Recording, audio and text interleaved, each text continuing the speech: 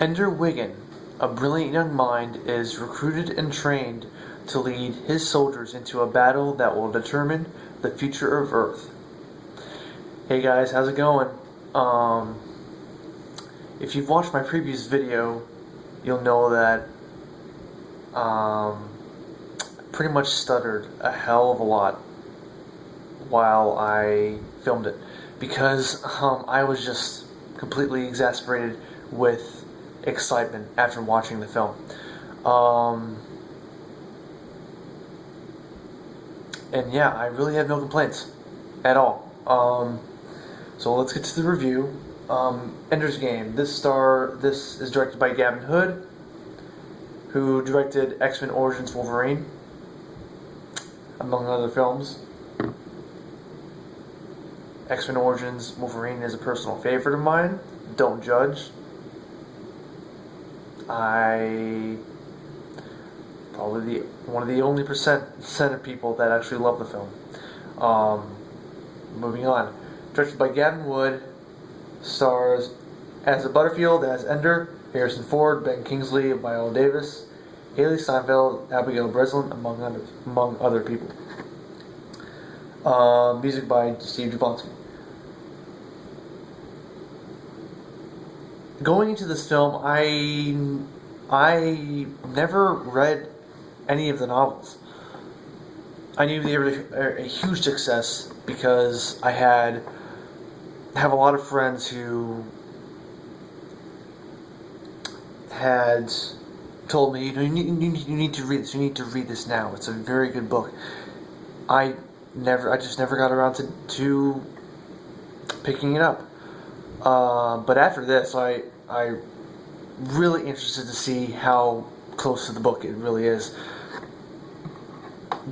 I've been reading reviews online saying that it's very faithful to the source material. I did read the graphic novel, and from what I saw illustrated, it was done nearly shot for shot how it was shown in the graphic novel, and I thought it was just brilliant.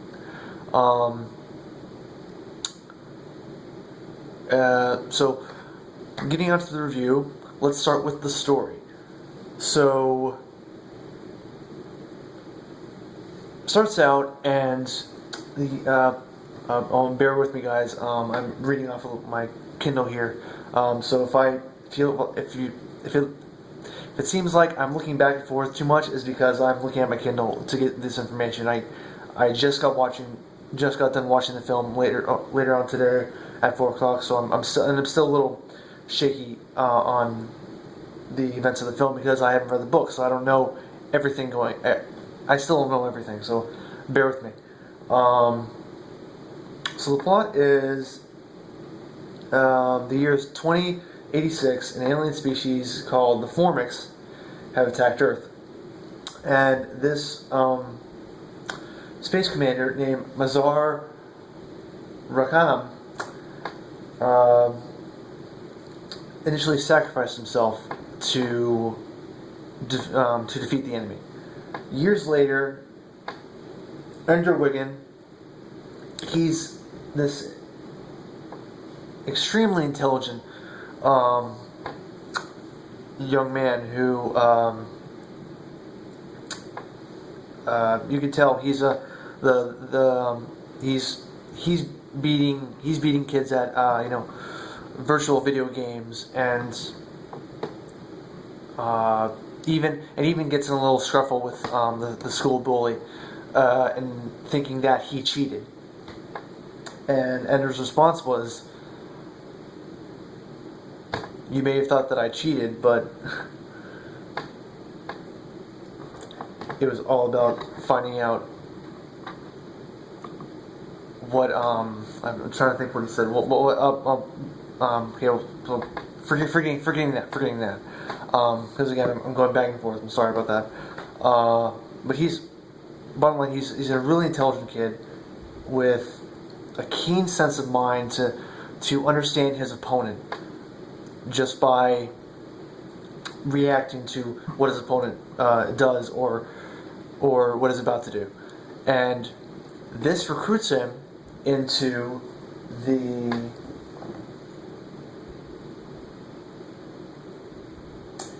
International Fleet, commanded by Harrison Ford's character, Colonel Hiram Graff. Colonel Hiram Graff. And Colonel Graff recruits Ender because he believes that he is the one who can lead the school of young cadets to war against the Formics.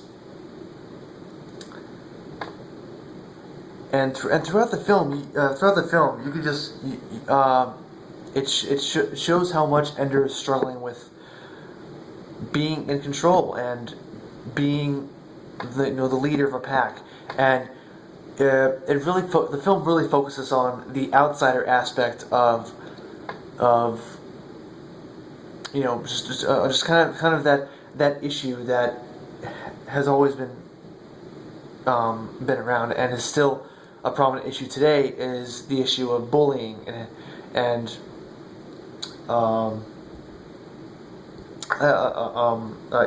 it's handled so well, and just to see Ender go from how he's at the beginning of the film, where just this lonely outsider who is very intelligent, has a keen sense of mind to outdo his opponent, and yet he's not sure if he's ready to take on the tasks at hand. He's put through all these sessions. He's doing visual simulations, which have to help him recall his troops into battle. And and it's just so amazing just to see him grow from how he's in the beginning of the film to the end of the film, where he finally becomes the leader that he's meant to be. Just really well done, and I really sympathize with Ender in this film. I know I'm pronouncing it wrong. Asa Butterfield, who played Hugo in Hugo, did just as great a job. If not, this is probably his best performance he's ever given. Out of the films he's been in, this is his best performance. So you can see that there's such a maturity to him, or he, he's grown a bit, and his voice is deepened a bit. But not just that, he brings such a vulnerability to the role, and it really shows in his performance, because you not only sympathize with him, but you understand what why Ender is arguing with Colonel Graff about his place in leadership, and why he's having to constantly argue with his teammates, and at the same time trying to find a solution to everything. You understand why he's doing this, and I completely sided with him from the very beginning, and he's such a great character to focus on. Just such just one of my favorite science fiction characters, and characters from the book. Ender's just so believable. As Butterfield played so believably, so realistically, that you believed that he was this character going through all these situations. And then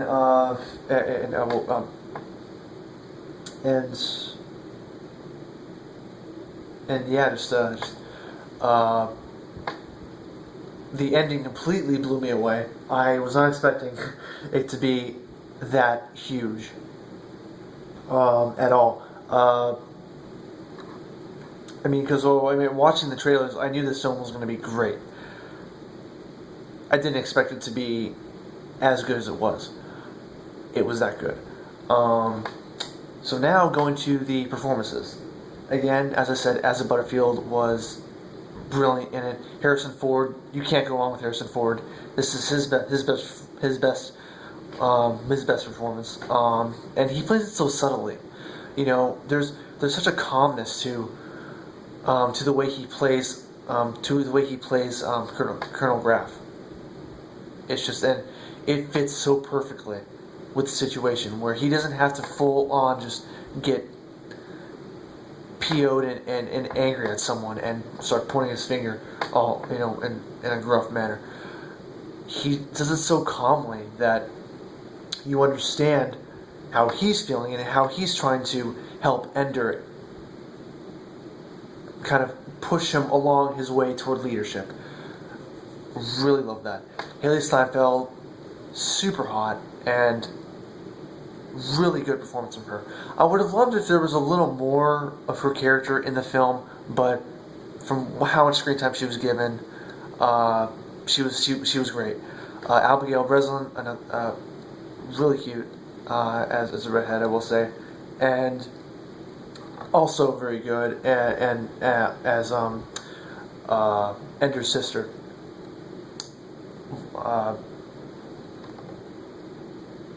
And you go back to what I really loved were the the little emotional moments that just pulled you in. Particularly when Ender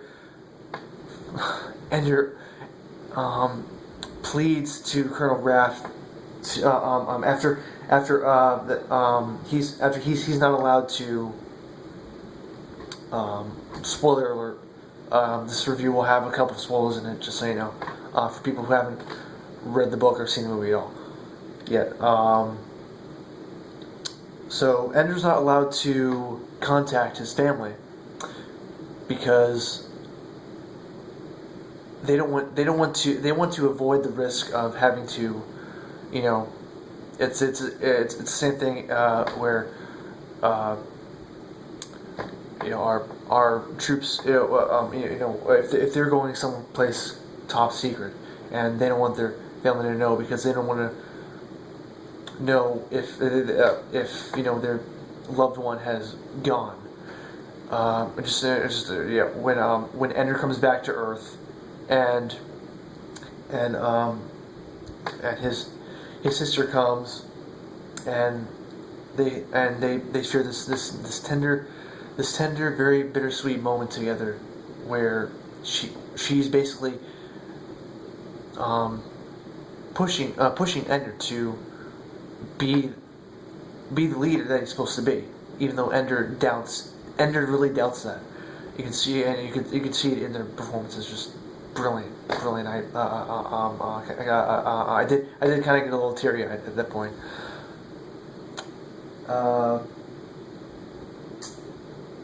Ben Kingsley. How could you go wrong with Ben Kingsley? He was great as Mazar Rakam. He was really good, and I really dug his character when he first came on screen. It was kind of a shock because he just popped out of nowhere, and you're like, whoa! I mean, he's sitting right there. But it was I loved his character, and I really loved the backstory that he had. For the tattoo that's on his face. I really love that. And, of course, Viola Davis, fantastic actress. Loved her in every previous movie that she's done, and she's just as great here. All around the performances were just outstanding. The cinematography was beautiful. This is one of the best looking sci-fi films to date, next to Gravity. There's actually a lot of the sequences in the film, save for a lot of the final, the final moments, are shot very much like how Gravity is, except there's actually noise in space. But that's really that's kind of besides the point. But what I love is the subtlety of it, where it's not all, you know, huge explosions going everywhere, and you know there's, you know, sound is encompassing the screen, the speakers. Like, it's not like that. It's very subtle, and when especially when it has the training sessions, which kind of reminded me of laser tag in a way, which is really awesome. Just yeah, yeah, which also brings me to the special effects. The special effects were very good, very good. Um, and the music by Steve Jablonsky, one of my favorite composers, did an excellent job. Music kind of reminded me of the score for the music that they used in the Thor: The Dark World teaser. You know, the very ominous and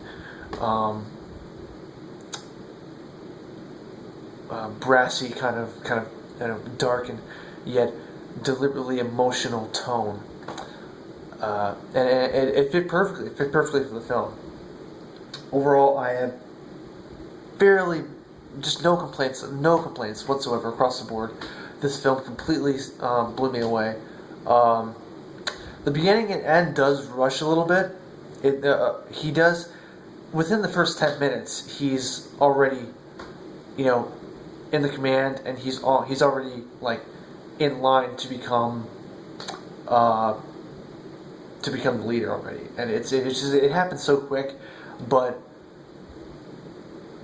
that's very very very very minor, because I overall do not have anything else to say that is not also much to mention. I mean, this film is just, it's well shot, well directed by Gavin Hood, one of the most underrated directors of this time. I haven't seen any of his other work. I've only seen X-Men Origins Wolverine, and I will do a review on the X-Men films when it comes to that point, as well as I will do a review on the Wolverine probably next month when it comes out on Blu-ray, just so you know. But overall, no complaints whatsoever. The beginning and end do go by very quickly, but that's very, very minor.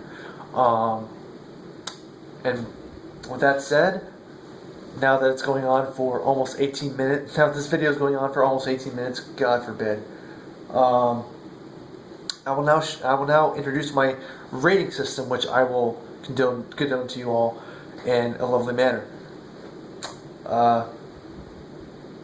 And seeing as though my computer screen is smashed at the moment, so I can't do this visually for you guys. I have to show you. But now, from now on, my video reviews will consist of the review, the details by details, the directing, the acting, the cinematography, the music, effects, and the overall message of the film. Everything is going to be integrated like that. So, and yeah, so here we go. This is my little quickie here. So A+ would be definitely a flawless masterpiece. No complaints there. Straight A would be fantastic. And A- would be great and outstanding film. B+ would be very good. Straight B would be really good. B- would be pretty good. Yes, these are a little cheesy, I know, but this is how I'm going to rate my movies. A C+, enjoyable entertainment. You know, just where it's enjoyable. It's not bad, but it's not great. You know, but it's actually really good. Really entertaining. Straight C, decent entertainment. D+ would be D- would be mediocre. If it has we're noticeable if it has problems. But where somewhat entertained by it, then it's definitely worthy of that. D plus, it is bad. If it's a straight D, it's very bad, and if it's a D minus, it's horrible. Oh, and if it's an F, just don't watch it. If I give a movie an F, do not watch it. With that being said, now going on 20 minutes, 20 seconds. Yeesh, I better end this video fast. The directing, the acting, music, effects, cinematography, and the story, all fantastic across the board. I had such a good time with this film. And for Ender's Game, I will give an A. It is incredible. You guys go check it out. My carrier review hopefully will be up this weekend, if not tomorrow, because I've seen it last week. Haven't got a chance to review it yet. So hopefully I can go check it out again to refresh my mind and review it for you guys. Anyway, as always, check you guys later. I'm definitely going to get this when it comes out on Blu-ray, by the way. And you know what? I think I'm going to go ahead and read the book. See you later.